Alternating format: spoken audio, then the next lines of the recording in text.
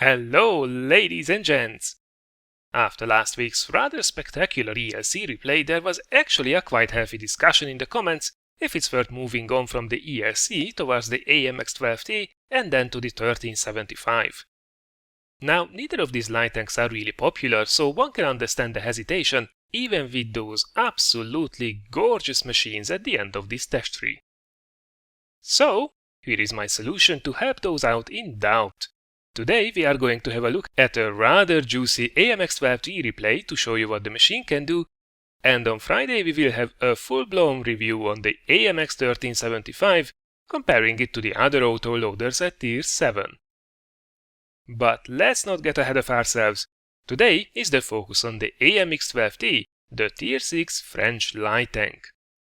Now today's replay is once again courtesy of Mali, who will show us just how much potential this machine really has. Check this out. Alright, so here we are in our AMX 12t on Redshire in encounter mode. The matchmaking is really nice. There are a couple of tier 7s on both of the teams. However, we will probably mostly have to engage tier 6s, and there are even a handful of tier 5s on the enemy team, which really should be absolutely no problem to handle for this machine. So, until we wait for the battle to unfold, let's have a quick look at this tier 6 French light tank. What we have here then is a rather mobile little autoloader. The mobility is kinda nice, 60 km per hour top speed, 21 horsepower per ton power to weight ratio makes this rather nimble. The downside is that it's super lightly armored, as expected, and it's very fragile, including the modules.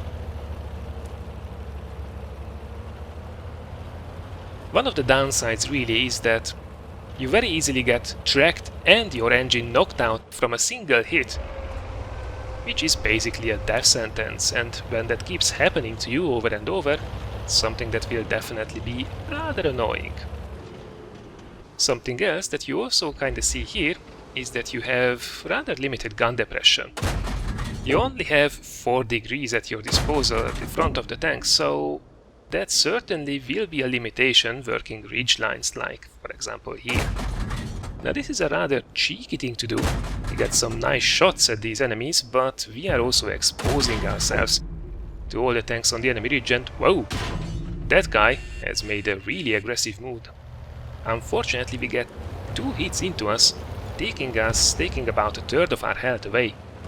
This thing only has 600 HP, so we really have to be careful to maintain that for the later stages of the battle. Now, Mr. super aggressive guy has been already taken out, so that's definitely a positive. We have to be careful, we are kinda here in the middle of the action, and that's not necessarily where the AMX 12t is best used, at least not at this stage. This thing, as most autoloaders are, and whoa, engine knocked out, there we go. It was actually lucky that we did not get tracked as well. So this thing is really an opportunist, which means we are waiting for possibilities where we can jump on opponents and take them out without overexposing ourselves really. The gun that we have is a 6-shell autoloader, and no, unfortunately that's a little bit too steep for us. And we are able to unload 810 burst damage if we are able to unload all the shells into our opponents. One of the advantages of this machine is really that it has a reasonably quick clip reload.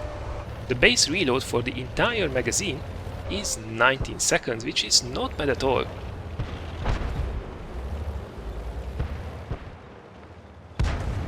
So if you can get away, quite soon you will be able to re-engage. Now, there would have been probably a possibility to go after the AMX 12t or flank around the Cromwell and take them out, but Mali has his eyes on bigger game.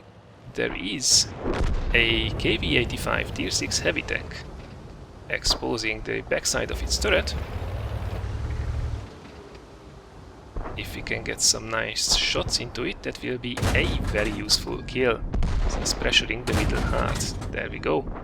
The timing between the shells and That's an unfortunate miss. That would have been a kill there, and then unfortunately it goes into the gun. Not really lucky. So the time between the actual shells is 2.2 seconds, rather average.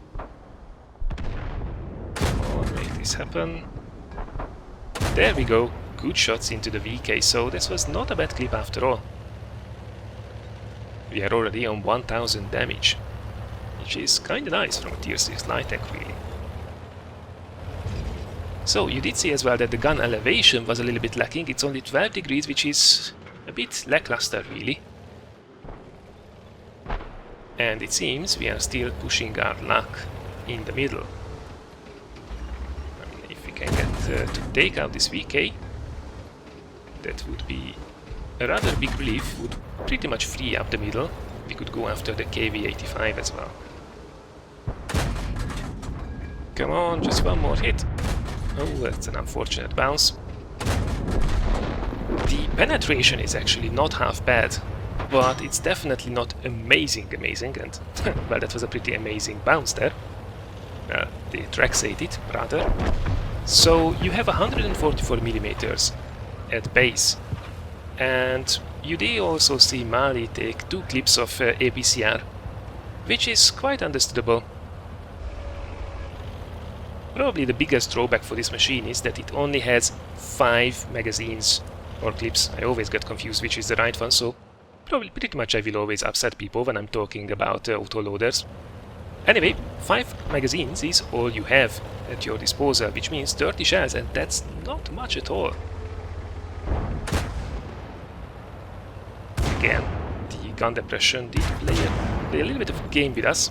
And, well, that's unfortunately APCR a little bit wasted there. Well, let's make the most of it. KV-85. Let's make sure this one hits. There we go. 1900 damage. Not bad at all. So, magazines. You really have a limited damage output. So you really can't go around spewing your shells left, right and center, because you will run out of them really fast. And then this thing is pretty much helpless. You can't ram anything with it, not even artillery. It weighs less than 12 tons. So actually there are a lot of artilleries out there. This was a really nice assassination, by the way, on the tier 7 heavy tank, the IS. So actually most artillery are heavier than this.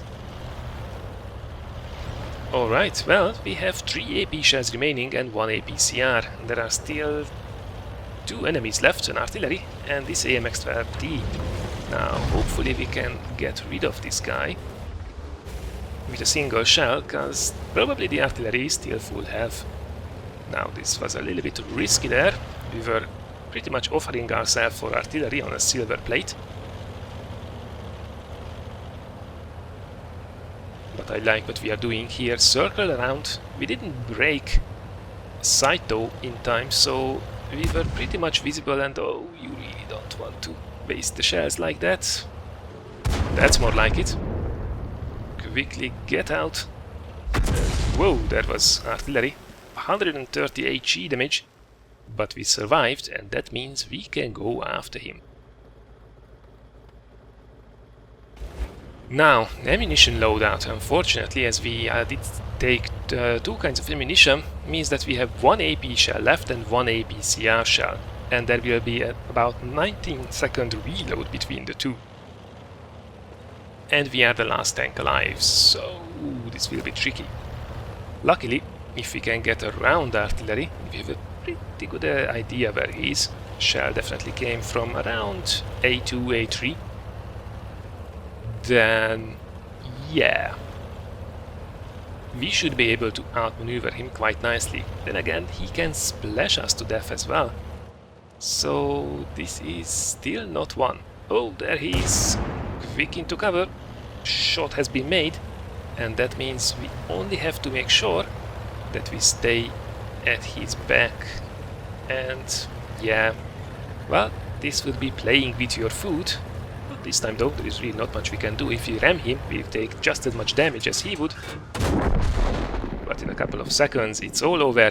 And that's a true Fading's medal right there. Wow, now that was close.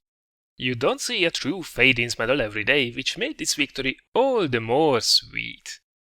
Oh, and by the way, this was also an ace tanker, high caliber and top gun game in one of the least popular light tanks at this tier.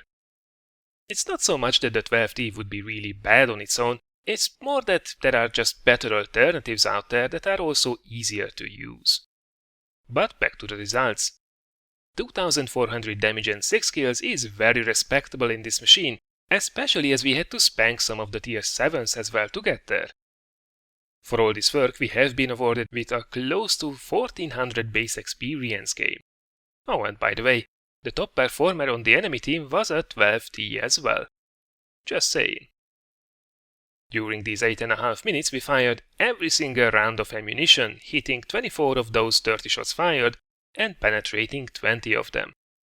This machine has a really hard cap to its maximum damage output due to its limited ammunition, so it will be really important to look after your shots when you are driving this thing. Right then, this has been a very tight and hopefully very enjoyable run in the Tier 6 French light tank, the AMX 12t. Many thanks to Mali once again for the replay and congratulations to another game well played. I hope you guys have been entertained as well. If so, thanks a lot for considering giving this a like or sharing it. Next up we will have an artillery RNG/funny moment special coming your way tomorrow. And of course we still also have the usual Tuesday night stream on Twitch tonight, so stay tuned. Take care everyone, and I look forward to seeing you again in one of the next videos.